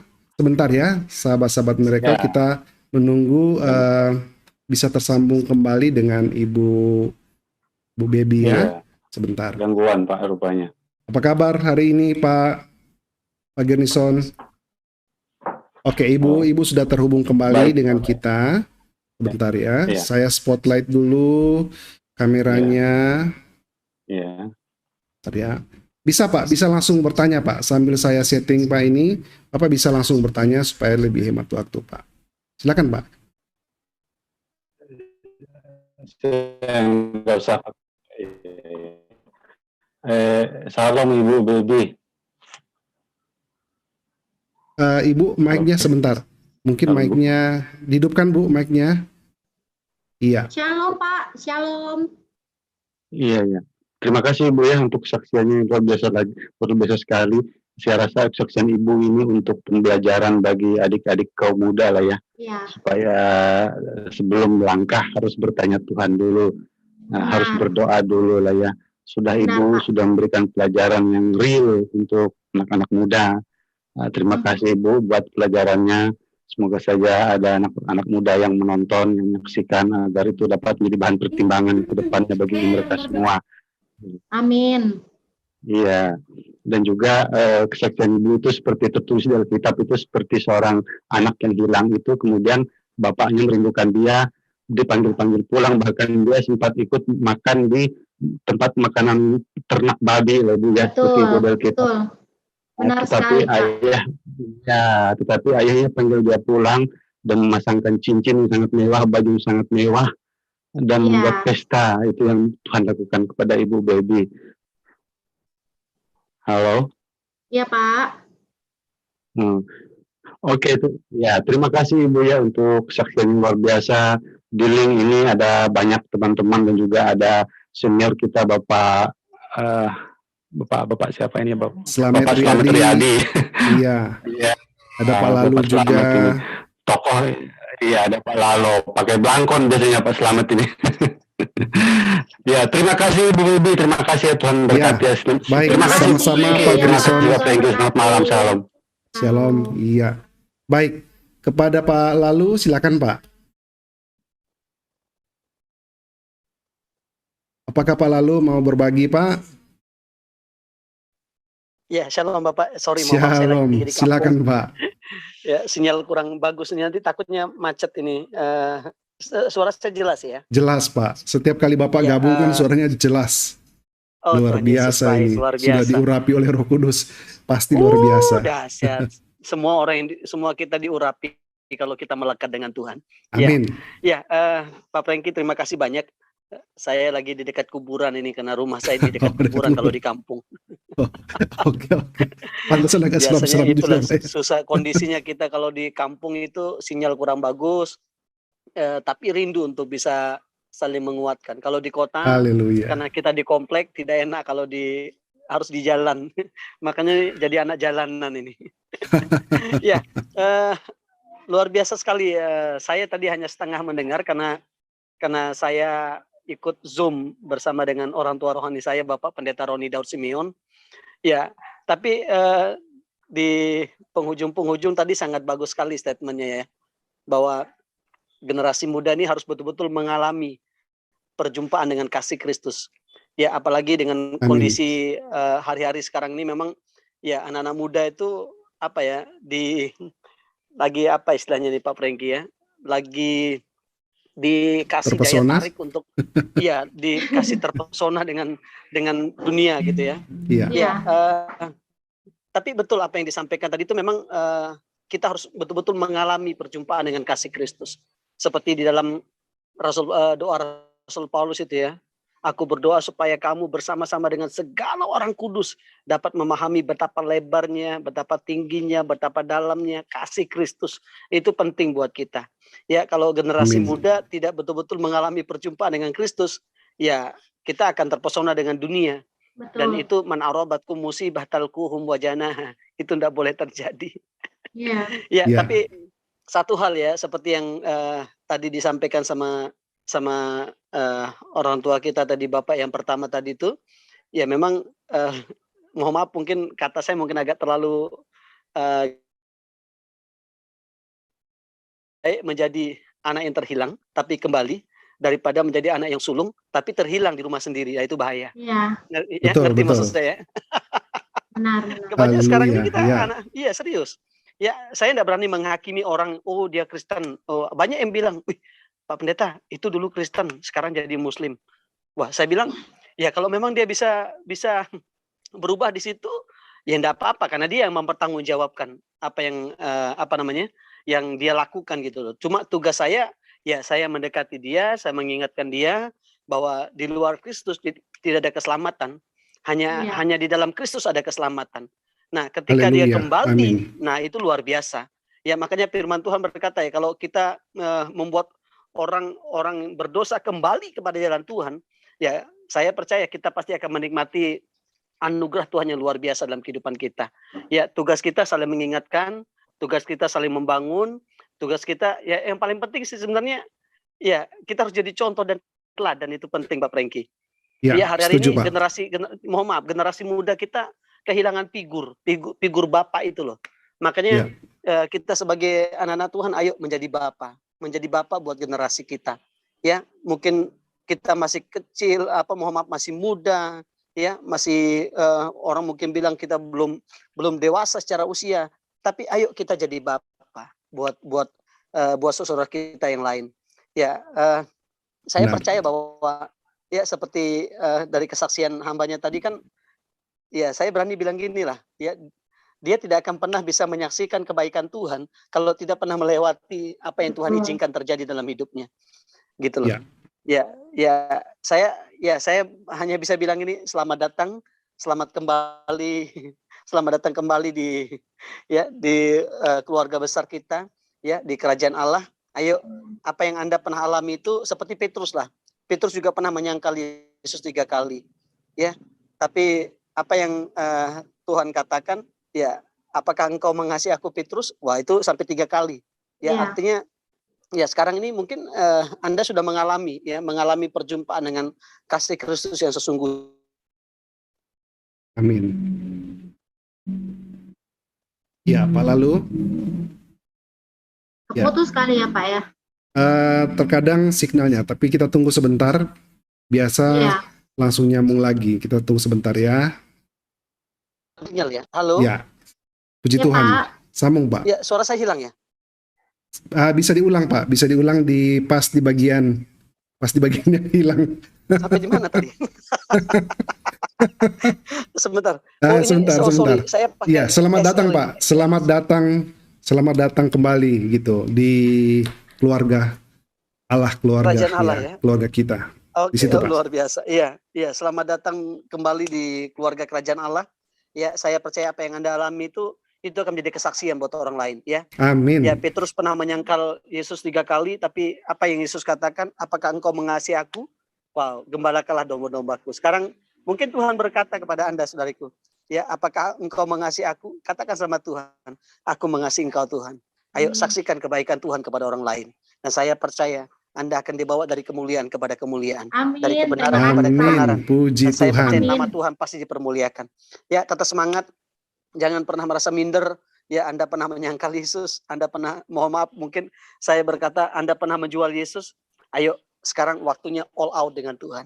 Ya, seperti Pak Sulaiman ajarkan saya itu dalam bahasa Lombok nih. Keep on fire. Wow, luar biasa ya. Iya, betul sekali. Keep on fire, luar biasa. Keep on fire, lebih berapi-api lagi untuk Tuhan ya. Jangan kerajinanmu kendor ya. Ayo semangat melayani Tuhan. Wow, luar biasa. Ya, tetap semangat ya. Salam dari kami yang ada di Lombok. Mohon maaf Pak Franky, sinyal kurang bagus, saya menyimak ya. Iya, tapi pesannya terdengar jelas Pak ya. Luar biasa. Tuhan, ya. Iya. Nanti baca di dalam ini, baca Yohanes 15 itu ya. Ya, kalau kita keluar dari pokok anggur itu, ya kita pasti akan dikumpulkan, ya, lalu dibakar. Jangan sampai kita dibakar. Ya, saya bersyukur Anda kembali kepada pokok anggur itu. Wow. Dan saya percaya hidup Anda pasti berbuah dan buah Anda pasti manis, sedap. Jadi berkat nama Tuhan dipermuliakan. Puji Tuhan, Pak. Amin. Ya, jangan pernah mau terintimidasi sama iblis, ya. Jangan, mungkin iblis bisa intimidasi Anda. Oh, kamu sudah menyalibkan Tuhan, kamu udah menyangkal Tuhan. Udah, enggak usah ingat itu, ya. Ya, betul. Jangan jadi Yudas lah. Yudas itu sebenarnya kalau dia mau bertobat, waduh luar biasa itu. Ya, tapi itulah jalan yang Tuhan sudah tentukan. Ya, makanya Petrus itu mau bertobat, dia mau berbalik dan dia menjadi history maker di situ, menjadi pembuat sejarah. menyaksikan, menceritakan, bahkan mendemonstrasikan betapa dahsyatnya, betapa hebatnya kasih kuasa Tuhan yang dia nikmati dalam hidupnya. Wow, luar biasa. Ibu Debbie tetap semangat. Tuhan Yesus memberkati. Sama-sama saudariku. Ya, maju terus ya. Pak. Baik, Pak terima kasih Pak. Iya, amin Pak. Amin Pak. Tuhan Yesus juga memberkati Pak Lalu dengan semua pelayanannya. Baik, kita bergeser kepada Pak Slamet Triadi. Silakan Pak. Ya, salam Pak Franky. Shalom Pak Slamet. Gimana kabar Pak? Mbak, siapa ini? Ibu. Namanya? Ibu Baby Mercy Pak. Bu Beni ya. Baby Mercy. Ya, Bu Baby Mercy. Iya. Itu namanya bagus banget. Bagus banget. Nama anaknya juga luar biasa, Michael Prince, luar biasa. Yang Pak pertama tadi Bapak siapa tadi? Saya lupa. Pak Lalu. Pak Bukan sebelum Pak Lalu. Gernison. Oh, Pak Bermison ya. Kalau nama saya pasti ingat beliau. Oh iya, Lalu Yesus, lalu Allah itu masih satu marga itu. Itu ya. Gernison Pak. Tuhan Yesus baik. Pak, mana kameranya Pak? Oh. Iya Pak, dihidupkan Pak. Benar. Iya. Oh, ya. Biar kita kebagian juga aura sukacita dan luar biasa pada malam hari ini. Silakan Pak. Luar biasa. Tadi memang saya dengarnya separuh aja ya. Dari awal nggak dengar karena tadi ada tamu. Tapi belakang-belakang saya dengar juga kesaksiannya luar biasa. Jadi tepat seperti yang dikatakan di dalam Alkitab ya, di Matius 18 di ayat 12 itu tentang perumpamaan tentang domba yang hilang seperti Pak Firnison katakan tadi. Jadi Bapa kita di surga itu tidak menghendaki supaya seorang pun dari anak-anak kita itu hilang ya. Jadi bagaimana pendapatmu jika seorang mempunyai 100 ekor domba dan seekor diantaranya sesat? Tidakkah ia akan meninggalkan yang 99 ekor di pegunungan dan pergi mencari yang sesat itu? Dan aku berkata kepadamu, sesungguhnya jika ia berhasil menemukannya, lebih besar kegembiraannya atas yang seekor itu daripada atas yang 99 ekor yang tidak sesat. Demikian juga Bapamu yang di surga tidak menghendaki supaya seorang pun dari anak-anak ini hilang. Ini luar biasa sekali. Jadi memang pengampunan Tuhan itu tiada batas. Ya, tiada batas. Kasih karunia Tuhan tiada batas. Jadi amin. Selama kita masih mau mengakui diri kita itu bersalah, mengakui diri kita itu berdosa, Tuhan pasti masih mengampuni. Selama kita tidak menghujat Roh Kudus. Ya, jadi di dalam 2 Petrus 2 ya, itu ayat 9 dikatakan, ia sabar terhadap kamu karena ia menghendaki supaya jangan ada yang binasa, melainkan supaya semua orang berbalik dan bertobat. Haleluya, amin. Jadi pengampunan dalam Tuhan itu memang seperti yang saya katakan tadi tidak terbatas. Dalam arti selama kita masih mau merendahkan hati kita, masih mau mengakui dosa-dosa kita, Tuhan pasti masih mengampuni. Itu yang saya rasakan dalam hidup saya. Memang kata pengampunan ini kalau kita tahu artinya itu sebenarnya luar biasa. Ya, itu kalau didefinisikan itu sebagai pembebasan dari tuntutan karena melakukan kesalahan atau kekeliruan atau dosa seperti itu. Nah, kata mengampuni ini kalau kita mengerti dan mengenal itu di dalam Kristus itu luar biasa sekali. Jadi pengampunan itu bukan diberikan karena seseorang itu pantas diampuni. Karena tidak seorang pun yang pantas diampuni dalam hal dosa. Jadi pengampunan itu tindakan kasih. Jadi saya merasakan hidup saya menemukan satu kasih karunia yang luar biasa. Pengampunan yang luar biasa. Yaitu kemurahan dan anugerah dari Tuhan yang dulu pernah saya katakanlah, pernah saya tantang. Itu luar biasa sekali. Jadi Alkitab memaparkan bahwa semua orang itu membutuhkan pengampunan dari Allah. Karena semua manusia itu telah berdosa. Karena itu di dalam Pengkhotbah 7 ayat 20 itu dinyatakan, sesungguhnya di bumi tidak ada orang yang saleh, yang berbuat baik dan tak pernah berbuat dosa. Dan itu didukung juga di dalam 1 Yohanes 1 ayat 8. Kenyataan ini ditekankan, jika kita berkata bahwa kita tidak berdosa, maka kita menipu diri kita sendiri. Dan kebenaran tidak ada di dalam kita. Jadi semua firman Tuhan di dalam Alkitab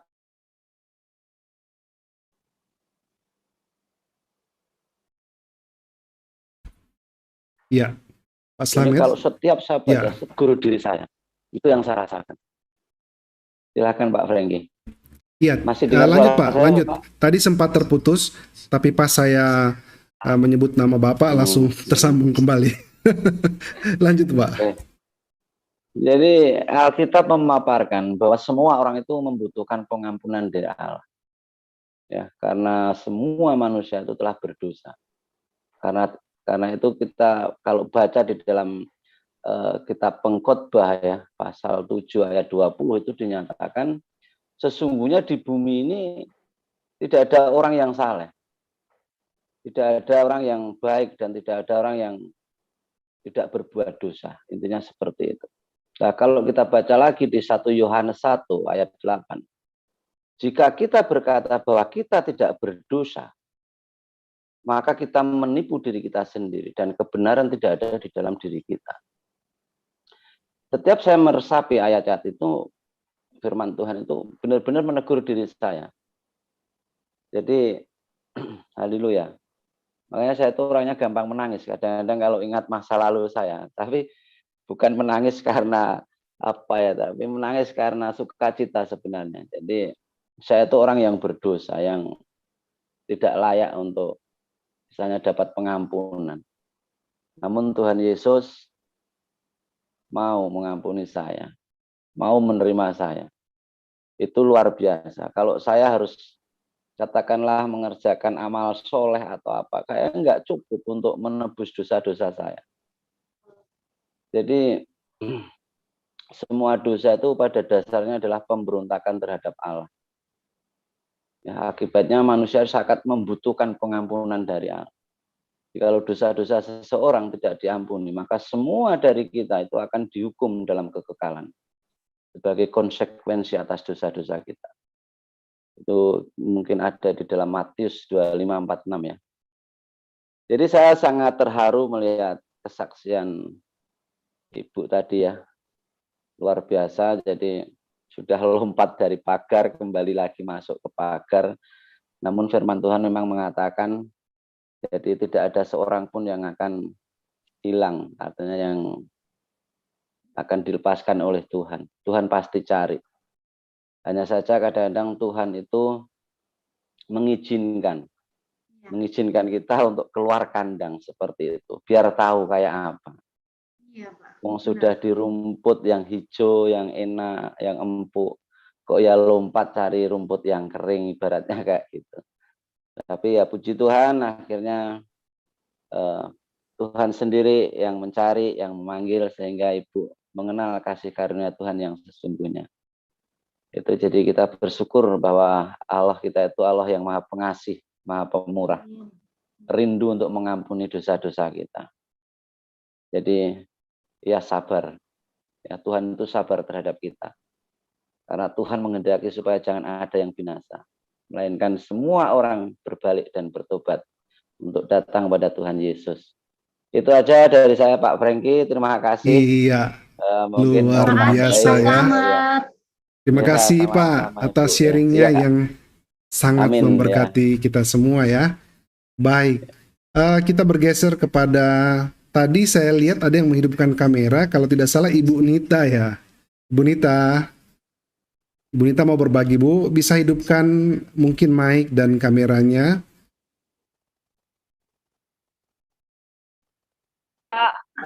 Ya, Salam, saya mau belajar. Shalom Ibu. Ada yang mau dibagikan Bu pada malam hari ini atau hanya ingin menyapa tamu kita? Selamat malam Bapak, Ibu. Selamat ya, Miss Didi. Tadi saya terlambat dengar karena tadi ikut Zoom di sebelah. Ada teman juga kesaksian. Iya. Ini aja dulu Pak, sekedar ini aja, pengen ikut aja dulu. Baik, terima kasih ya Ibu Nita. Ibu Nita adalah tamu kita untuk besok hari yang akan bersaksi demi kemuliaan Bapa di sorga. Baik, Ibu Anggun ya. Ibu Shalom Anggun. Bu Nita. Iya, shalom. Ya, silakan Bu. Oh, salam kenal Pak. Saya kesini tadi support Bu Nita. Taunya Bu Nitanya besok. Iya, Ibu Nitanya besok. Ada kan selebaran. Selebaran saya bagikan untuk hari ini ya. Jadi saya baru bagikan selebarannya Ibu Baby Mercy karena akan tampil pada malam hari ini. Tetapi Ibu sudah masuk, berarti luar biasa. Ada yang Ibu mau sampaikan, Bu? Silakan. Senang dapat teman baru, Pak. Iya. Mana Bu Nita? Videonya ini bukain dong. Ibu Nita tadi sudah bilang dia skip dulu karena mungkin lagi ada pelayanan ya. Iya. Baik. Kita bergeser kepada tamu. Bu Nitanya besok, tapi tidak apa-apa. Ibu Anggun ada mau sampaikan mungkin firman Tuhan untuk Ibu Baby Mercy? Ada yang Ibu mau share? Tetap semangat aja Pak, tetap kuat dalam Tuhan, be strong in the Lord. Nggak terasa 100 hari lagi, 100 hari kurang kita akan masuk tahun baru, jadi harus semangat. Saya dengan Ibu Nita itu teman di Menara Doa Kota Batam. Jadi kami juga satu komunitas di Ladies of Fellowship, Full Gospel Businessman di Batam. Jadi kami itu emak-emak segala bangsa, Pak. Puji Tuhan, tetap Puji semangat. Tuhan, haleluya ya. Kalau ada emak-emak milenial, ini emak-emak segala bangsa ya. Keren juga sih. Iya. Oke. Jadi dari Bapak dengan berbagai turbulensi kehidupan, memang kita sadar Tuhan itu selalu hadir. Jalan sempit, jalan lebar, siang, malam, nggak usah khawatir, nggak usah takut, karena Tuhan itu Immanuel, Dia ada bersama kita. Itu aja Pak dari saya Pak. Puji Tuhan. Terima kasih atas sharingannya ya, luar biasa, diberkati. Baik, mungkin ini yang terakhir jika masih ada ya. Masih ada beberapa nama saya baca di sini, ada Pak Yohanes, Ibu Yun, Ibu Hawa ya. Ada yang mau berbagi silakan. Terakhir ya. Jika mau berbagi, kalau tidak maka kita akan tutup sesi pada malam hari ini dengan doa. Masih ada sahabat-sahabat Miracle? Tidak ada lagi ya? Baik. Kalau begitu sahabat-sahabat Miracle baik di Facebook, YouTube, dan di Zoom, saya mengucapkan banyak terima kasih. Kehadiran bapak-bapak dan ibu-ibu di Zoom ataupun juga di YouTube dan di Facebook sungguh sangat memberi kami dukungan, support. Artinya bahwa kita bersukacita bahwa kesaksian ini benar-benar diberkati luar biasa.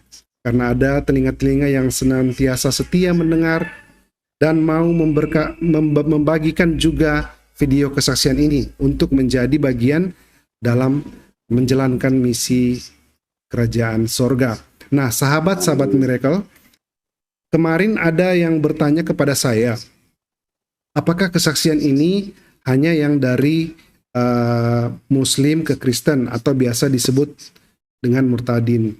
Kalau sahabat-sahabat Miracle menonton video dari Miracle TV, sebenarnya semua, banyak juga yang bersaksi dari yang memang sudah Kristen, terus mengalami mujizat, kemurahan Tuhan yang luar biasa. Kan begitu banyak yang kita bisa bersaksi. Bisa. Jadi saya tidak membatasi siapapun yang mau bersaksi untuk kemuliaan Bapa di sorga. Kemarin kita sudah ada dari Kristen banyak yang bersaksi. Dari juga ex agama Buddha juga ada ya. Ibu Rini Chen, seorang selegram. Dan siapapun yang mau bersaksi. Terus ada juga yang bertanya, kalau kesaksian hidup bagaimana? Bukan kesaksian pribadi. Bisa, tidak masalah. Karena ada kemarin seorang ibu yang bertanya, dia menyaksikan betapa luar biasanya mujizat kemurahan Tuhan Yesus untuk anaknya. Silakan bersaksi. Kalau memang anak belum bisa bersaksi, ibunya bisa bersaksi. Karena setiap kesaksian itu kan ada campur tangan Tuhan di situ. Ada campur tangan Tuhan, ada karya Tuhan, ada kuasa Tuhan. Nah, ketika kita bersaksi, itu akan memberkati, menguatkan, bukan hanya menguatkan orang yang sudah percaya kepada Tuhan Yesus untuk supaya imannya tambah kuat lagi, tetapi bisa juga menjangkau jiwa-jiwa baru.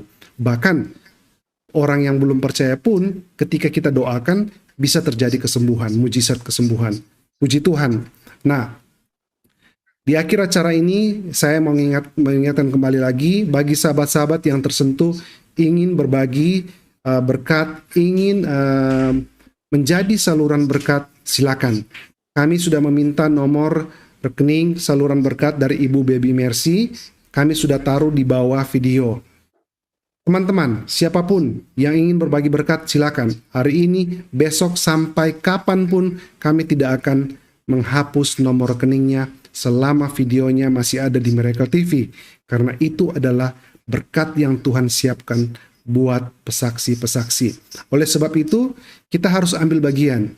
Jangan pasif, tapi menjadi orang-orang yang berbuah, melakukan kehendak seperti yang diperintahkan Tuhan kita, dan seperti karakter Kristus ya, kita juga harus berbuah, berbagi berkat kepada sahabat-sahabat kita. Karena Miracle TV ini, untuk apa kita program ini ada kalau tidak menjadi berkat buat orang lain? Dan untuk apa juga kalau ada, kalau kita juga tidak memberkati tamu-tamu juga yang hadir. Oleh sebab itu, kita saling menguatkan, saling support, saling memberkati. Untuk itulah kita hidup manusia di bumi ini, agar supaya kita saling mendukung satu sama yang lain ya. Puji Tuhan. Saya akan meminta Ibu Baby Mercy untuk berdoa tutup. Bisa Bu? Bisa Pak. Bisa. Ya, silakan Bu berdoa kepada teman-teman juga yang mungkin sakit.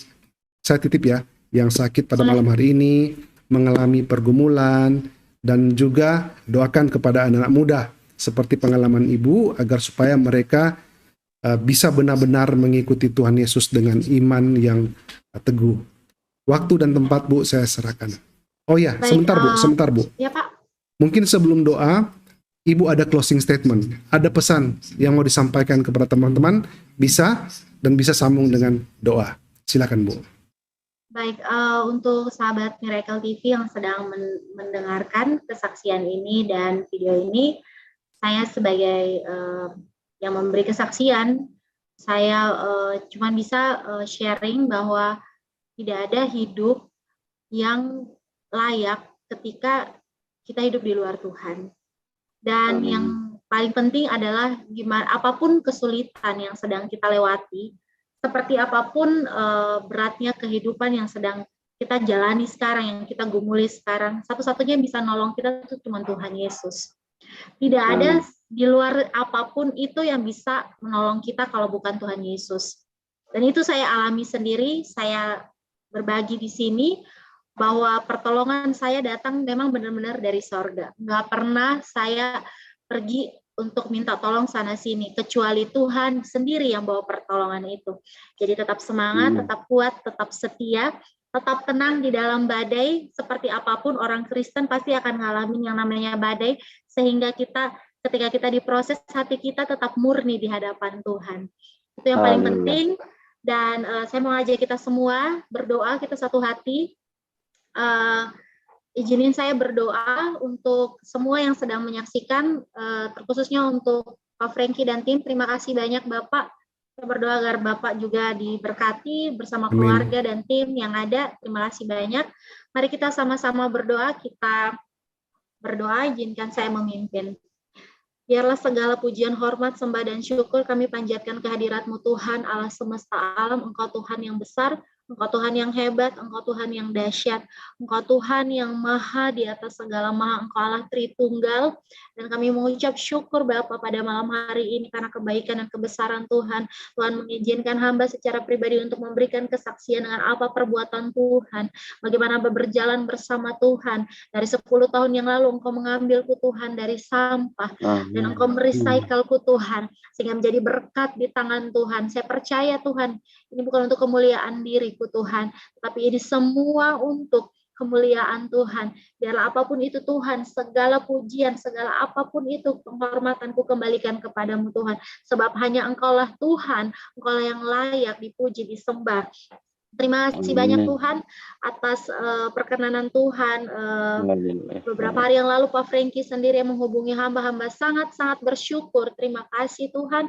Hamba berdoa malam hari ini terkhususnya untuk Pak Frankie dan tim dan keluarga mereka Tuhan. Kiranya mereka tetap ada dalam pelayanan Tuhan, pelayanan yang Tuhan percayakan.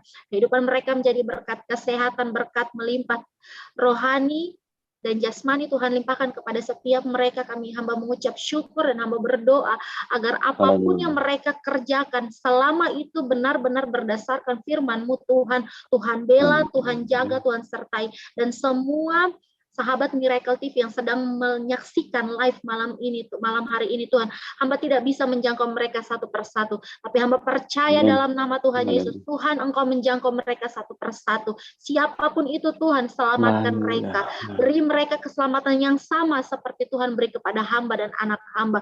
Berkati setiap mereka yang sedang merasa kesakitan dimanapun mereka berada Tuhan, ketika sejauh telinga mereka mendengar doa ini Tuhan, Tuhan berkati, Tuhan sembuh setiap mereka yang sedang mengalami kesulitan, kesakitan, patah hati, putus asa, atau apapun di dalam nama Tuhan Yesus. Dengar baik, satu-satunya yang dapat menolongmu hanyalah Yesus Kristus Tuhan, Isa Al-Masih, yang tidak semua orang bisa percaya, tapi kami yang mendengarnya, kami yang kenal Engkau, kami percaya bahwa keselamatan itu, kesembuhan itu, berkat itu datang hanya dari pihak-Mu Tuhan Yesus.